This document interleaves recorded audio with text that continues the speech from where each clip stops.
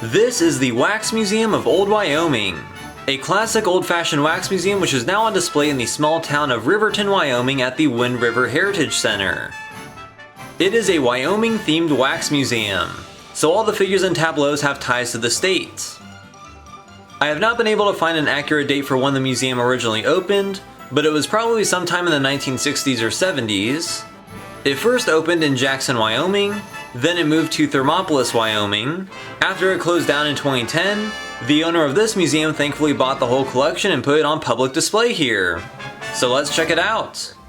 These are the figures of Meriwether Lewis, William Clark, and Sacagawea, also known as Sacagawea, the leaders of the voyage of discovery out west from 1804 to 1806. Sacagawea was a Shoshone and is buried at the Wind River Reservation nearby. I did make a video there if you're interested.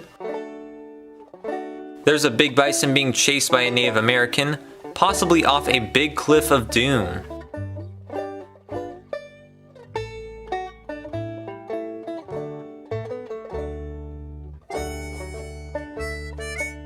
This scene shows a rendezvous. Many of these took place here in Wyoming. They were often organized by the American Fur Trade Company, and in 1830 a wagon train had a rendezvous here along the Wind River in this area, and they trade lots of beaver and buffalo furs.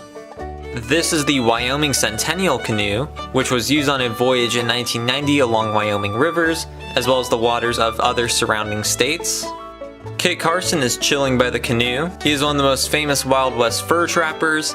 He was also a wilderness guide for people like John C. Fremont, and was a respected Indian agent. This is General John C. Fremont. In 1842, he was ordered to map the Oregon Trail, and along with Kit Carson, he did explore the Wind River Range. He was also later the 1856 presidential candidate for president, and a Civil War general. Here's Jim Bridger, another one of the most famous mountain men, who established Fort Bridger in 1834, one of the earliest permanent settlements in Wyoming. He spent over half a century exploring the West, and served as a scout and military advisor. That's Thomas Fitzpatrick, who was a trapper, trailblazer, and Indian agent. He led the first 2 immigrant trains to the West Coast. Also, his thumb is missing. These figures are antiquated, which adds to the charm of the place, but still, I'm pretty sure he had all his fingers. This is Jedediah Smith, whose fur trading ventures led him to the discovery of the South Pass. He was also the first white American to reach California, and the first to cross the Sierra Nevada. This is Captain Benjamin Bonneville, who led the first wagon train across the South Pass, which is in central Wyoming, and he discovered an early oil spring, and this discovery of oil in Wyoming would later on create huge profits and a big industry.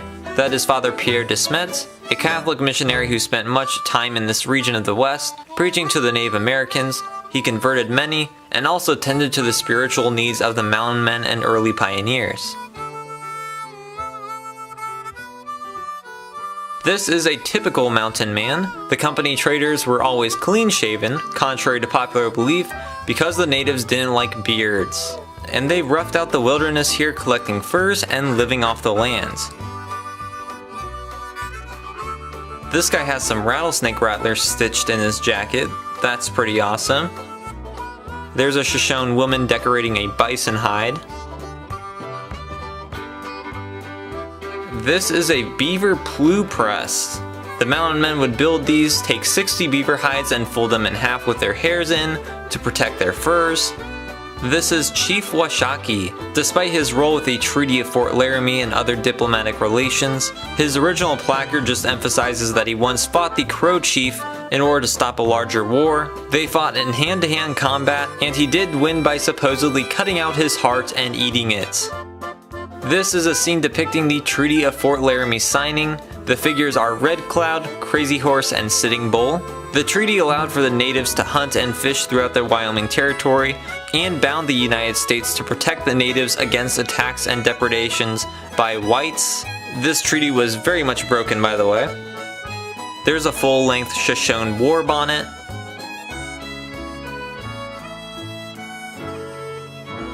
There's some more Native American wax figures.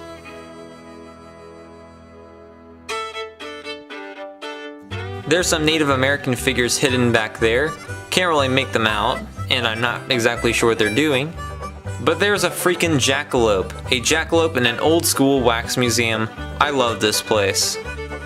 That's Brigham Young leading some Mormon handcart pioneers to Wyoming. In 1847, the LDS Church planned a group migration to Wyoming. Young and the leadership handpicked certain people to go west by handcart and find homes and settle, building way stations along the way. And these earliest pioneers to Wyoming trailblazed the Mormon Trail, which led to the eventual permanent settlement at Salt Lake City. This depicts the lynching of Cattle Kate and Jim Averill. Averill was a Yale graduate who came out to Rawlins, Wyoming, where he met Kate. Averill didn't really like to work, so they started a hog ranch. And her fee of an unbranded calf caused a wave of calf stealing in the area, and because of that they accumulated so much stock that they started purchasing lots of ranch land and filed for a homestead. The people around Rawlins were so pissed off that a vigilante group formed, and in 1889 they hanged Cattle Kate and Averill in a gully with wood from a cabin. Kate was the first woman hanged in Wyoming. Here's Butch Cassidy and the Sundance Kid in a jail cell. Butch led one of the most daring gangs of the Wild West. Both Butch Cassidy and the Sundance Kid robbed a lot of banks and trains here in Wyoming. In fact, Butch got his name for being a butcher in Rock Springs, Wyoming. Butch Cassidy and the Sundance Kid did eventually leave the American West for South America. To find out what happened, watch the movie. This is Lieutenant Casper W. Collins. He was dispatched with 25 men to protect a wagon train under attack by natives near Casper. En route, they were surprise attacked by over 2,000 natives, and they got massacred. Collins' body was reported being horribly mutilated. He was scalped and had his eyes punched out.